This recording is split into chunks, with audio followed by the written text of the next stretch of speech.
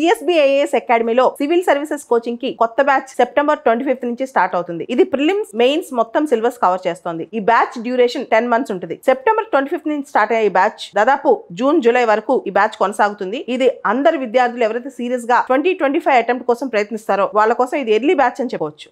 భారతదేశంలో చాలా వరకు నదులన్నీ కూడా అంతర్రాష్ట్ర నదులే.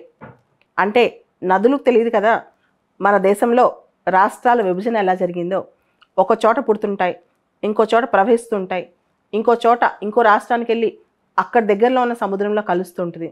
ఇట్లా నదులు పారుతూ ఉంటాయన్నమాట. భారతదేశంలో inter state river water disputes అనే అంశం మన రాజ్యాంగంలో కూడా ఉంది. మన రాజ్యాంగంలో ఆర్టికల్ 262లో inter state river water disputes అనే అంశం గురించి రాస్తుందన్నమాట. ఆర్టికల్ 262 ప్రకారం ఇంటర్ స్టేట్ రివర్ వాటర్ డిస్ప్యూట్స్కి సంబంధించి వాటిని సాల్వ్ చేయడానికి, ఆ వివాదాలు పరిష్కరించడానికి పార్లమెంట్ చట్టం చేయొచ్చు అని ఉందన్నమాట. సో ఆర్టికల్ 262 ప్రకారం వచ్చిన ఒక చట్టమే inter state river water disputes act 1956. అయితే ఈ చట్టం ప్రకారం ఏదైనా రివర్ వాటర్ డిస్ప్యూట్ వచ్చినప్పుడు ట్రిబ్యునల్ ఏర్పాటు చేయొచ్చు, దాన్ని పరిష్కరించడానికి ట్రిబ్యునల్స్ ఏర్పాటు చేయొచ్చు అనమాట. సో మనం వింటూ ఉంటాం కదా, కృష్ణా ట్రిబ్యునల్, కావేరీ ట్రిబ్యునల్ ఇలా. సో ఇట్లాంటి ట్రిబ్యునల్స్ ఏర్పాటు చేశారు inter state river water disputes act 1956 ప్రకారం. అయితే ఇంటర్ స్టేట్ రివర్ వాల్యూస్ అనేది మన యూనియన్ లిస్ట్లో 7th షెడ్యూల్లో ఉన్న యూనియన్ లిస్ట్లో ఎంట్రీ 56లో ఉంది. స్టేట్ లిస్ట్లో రివర్స్ సంబంధించి వాటర్ సప్లై రివర్స్ సంబంధించి స్టేట్ లిస్ట్లో ఉన్న వాటర్ సప్లై ఏమో ఎంట్రీ 17లో ఉంది. సో యూనియన్ లిస్ట్లోనేమో ఎంట్రీ 56లో inter state river values, state లిస్ట్లోనేమో వాటర్ సప్లై, ఈ చిన్న చిన్న నదులు వీటికి సంబంధించి ఎంట్రీ 17లో ఉందన్నమాట. సో ఇది మొత్తం మీరు గమనిస్తే ఒక పక్క స్టేటు రివర్స్ నావే అంటది, యూనియన్ నేనే డిసైడ్ చేస్తానంటుంటుంది.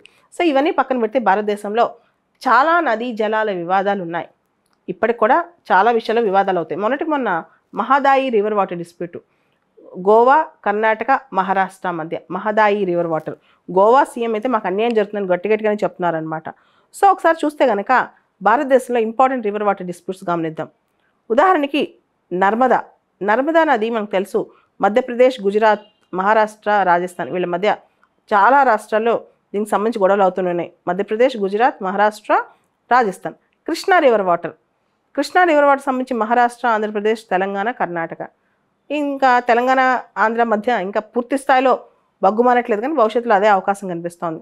వంశధార ఆంధ్రప్రదేశ్, ఒరిస్సా. పెద్దగా గొడవ కాకపోయినా దీన్ని కూడా ఎలా షేర్ చేసుకోవాలి, ఎటు నుంచి ఎటు వెళ్తానే దాని మీద ఇంకా డిస్కషన్ జరుగుతూనే ఉంది.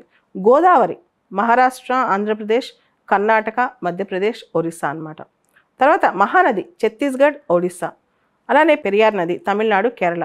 రావి బియాస్ పంజాబ్, హర్యానా, రాజస్థాన్. ఇలా చాలా నదులు అంతరాష్ట్ర నదులు. అండ్ కొన్ని రాష్ట్రాల మధ్య ఏదో ఒక రగులుతూనే ఉంటుంది అన్నమాట గొడవ.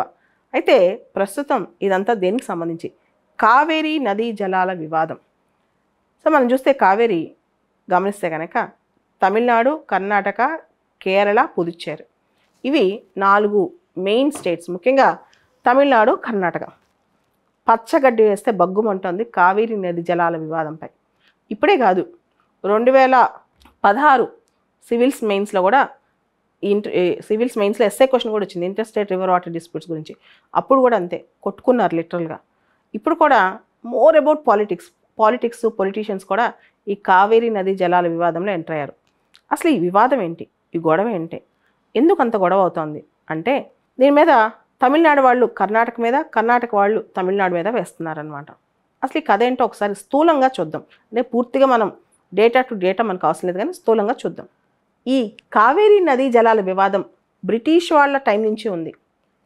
ఇది అప్పట్లో 1892లో మైసూర్ స్టేట్, ఇప్పుడు కర్ణాటక ప్రాంతంలో మేజర్ స్టేట్ అక్కడ మైసూర్ రాజ్యం అనమాట. మైసూర్ స్టేట్కి మరియు మద్రాస్ ప్రెసిడెన్సీకి మధ్య కావేరీ నదీ జలాల విషయంలో ఒక ఒప్పందం కుదిరింది, ఒక అగ్రిమెంట్ కుదిరింది. ఎప్పుడు? 1892లో. ఈ ఒప్పందం 1924లో ఒకసారి మళ్ళీ ఒక చిన్న వివాదం వస్తే మళ్ళీ రివిజన్ అయ్యి ఇంకో కొత్త ఒప్పందం కుదిరిందనమాట 1924లో. దీని ప్రకారం మైసూర్ రాష్ట్రం, అప్పట్లోనే మైసూర్ రాష్ట్రము కావేరీ నది పైన వాళ్ళు కృష్ణరాజసాగర్ డ్యామ్ కట్టుకోవచ్చు. అదేవిధంగా మద్రాస్ ప్రెసిడెన్సీ మెట్టూర్ డ్యామ్ కట్టుకోవచ్చు అనమాట. ఈ విధంగా ఒప్పందం కుదిరింది. ఈ ఒప్పందం ప్రకారం ఈ కృష్ణరాజ సాగర్ డ్యామ్ కట్టుకోవచ్చు మైసూర్ స్టేటు. అదేవిధంగా తమిళనాడు వాళ్ళు మెట్టూర్ అంటే మెడ్రాస్ స్టేట్ వాళ్ళు, మెడ్రాస్ ప్రెసిడెన్సీ వాళ్ళు మెట్టూర్ డ్యామ్ కట్టుకోవచ్చు.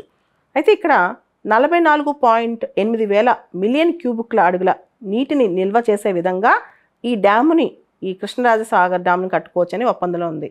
అయితే 50 సంవత్సరాల తర్వాత మొత్తం ఈ ఒప్పందాన్ని సమీక్షించాలి, రివ్యూ చేయాలని కూడా ఉందన్నమాట.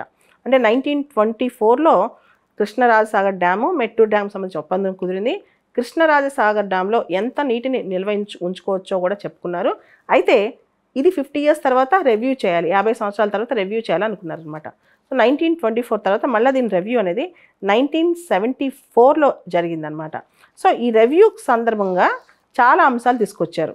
కర్ణాటక అంటే మైసూర్ రాజ్యం, అప్పట్లోనే మైసూర్ రాజ్యము, ఈ కన్స్ట్రక్షన్ అక్కడితో ఆపకుండా హారంగి, కాబిని, హేమావతి డ్యామ్స్ కట్టింది. ఇవి 1924 అగ్రిమెంట్కి వాయులేషన్ అని చెప్పి తమిళనాడు గొడవ చేసింది. ఈ తమిళనాడు ఈ విషయము మిగతా డ్యాముల కన్స్ట్రక్షన్ అంతా ఇల్లీగల్గా జరుగుతుంది అని చెప్పి కేంద్రం దగ్గర తీసుకెళ్ళి ఈ విషయాన్ని అంతర్రాష్ట్ర నదీ జలాల వివాద చట్టం 1956 కింద పరిష్కరించాలి అని చెప్పి అప్పటి నుంచి గోల్ చేసింది. సో దాంతో 1974లో ఇంకొకసారి కర్ణాటక ఈ మొత్తం కావేరీ నది జలాన్ని రకరకాల డ్యామ్స్లో, రిజర్వాయర్స్లో స్టోర్ చేయడం మొదలెట్టిందనమాట. దాంతో తమిళనాడుకి ఇంకా కోపం వచ్చేసింది. దాంతో 1990 దశకంలో కావేరీ వాటర్ డిస్ప్యూట్స్ ట్రిబ్యునల్ అని చెప్పి CWDT అంటాం దీన్ని, కావేరీ నదీ జలాల ట్రిబ్యునల్ అనమాట, వేశారనమాట. ఈ ట్రిబ్యునల్ 1990లో వేస్తే 2007లో 2007లో ఈ ట్రిబ్యునల్ తన అవార్డును ప్రకటించిందనమాట. ఈ అవార్డు ప్రకారం ఏం చెప్పింది, తమిళనాడుకి 419 TMCలు నీళ్లు, కర్ణాటకకి 270 TMC నీళ్లు, కేరళకి 30 TMCలు, పుదుచ్చేరికి 7 TMCలు వెళ్ళాలి అని చెప్పింది. అంటే వాళ్ళ డిమాండ్లు చాలా ఎక్కువ ఉన్నాయి. ఆ డిమాండ్లు అంతా ఒప్పుకోకుండా తమిళనాడు యాక్చువల్గా 512 TMCలు అడిగితే తమిళనాడుకి 419 TMCలు, కర్ణాటకకి 270 TMCలు, కేరళకి 30 TMCలు, పుదుచ్చేరికి 7 TMCలు నీళ్లు ఒప్పుకున్నాయి అనమాట. అయితే ఈ రెండు రాష్ట్రాల మధ్య ఇంకా గొడవ ఎక్కువైపోయింది. కర్ణాటక, తమిళనాడు ఒప్పుకోలేదు అసలు. మేజర్గా వీళ్ళిద్దరి మధ్య గొడవ బాగా పెరిగిపోయింది అనమాట. 2012 నుంచి గొడవ అయ్యి దాదాపు అక్కడ రాజకీయ పార్టీల నేతలు దీని గురించి రాజీనామాలు చేసి పెద్ద పెద్ద గొడవలు అయ్యాయి. 2016లో అయితే మద్రాస్ వెళ్ళే బస్సులని ఎక్కి మరి కర్ణాటకలో, బెంగళూరులో కొట్టారనమాట. సో ఇవన్నీ పెద్ద పెద్ద ఇష్యూస్ అయినప్పుడు ఈ ఇష్యూస్ మొత్తం మళ్ళీ సుప్రీంకోర్టుకి వెళ్ళాయి. ఈ తమిళనాడు, కర్ణాటక ఇద్దరు కూడా సుప్రీంకోర్టుకి వెళ్ళారు. మాకు కావేరీ వాటర్ డిస్ప్యూట్ ట్రిబ్యునల్ ఇచ్చిన తీర్పు మాకు వద్దు, మాకు దీన్ని రివైజ్ చేయండి అని చెప్పి. అయితే 2018లో సుప్రీంకోర్టు ఏం చెప్పిందంటే కావేరీ నది అనేది జాతీయ సంపద, నేషనల్ అసెట్ అనమాట. అండ్ చిన్న చిన్న మార్పులు చేసి కావేరీ వాటర్ డిస్ప్యూట్ ట్రిబ్యునల్ ఇచ్చిన తీర్పునే మళ్ళీ సుప్రీంకోర్టు కూడా ఇచ్చింది. చిన్న చిన్న మార్పులు చేసి ఇచ్చింది.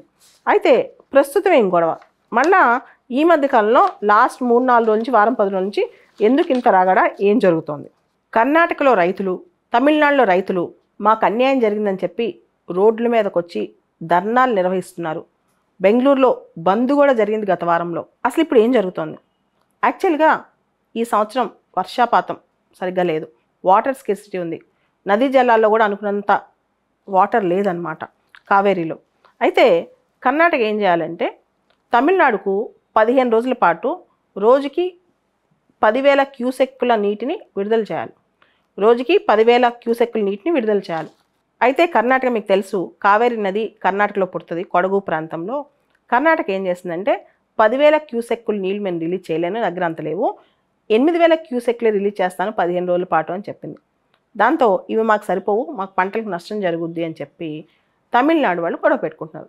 కర్ణాటక ఏమో వాటర్ డెఫిసిట్ ఇయర్, ఇది వాటర్ సరిగ్గా లేవు, మేము చేయలేము అని కర్ణాటక అంటుంది. తమిళనాడేమో మాకు అన్యాయం జరుగుతుందని గొడవ పెట్టుకుంటుంది. సో ఇది ఎవరిది న్యాయం అనే దాని మీద చర్చ అనమాట. ఇక్కడ తమిళనాడైనా కర్ణాటకలో అయినా భారతదేశంలో మాత్రమే ఉన్నాం కాబట్టి, మనందరం భారతీయులం మాత్రమే కాబట్టి ఇక్కడ పరిష్కారం అనేది ఎవరు చూపాలనేదే పెద్ద ప్రశ్న.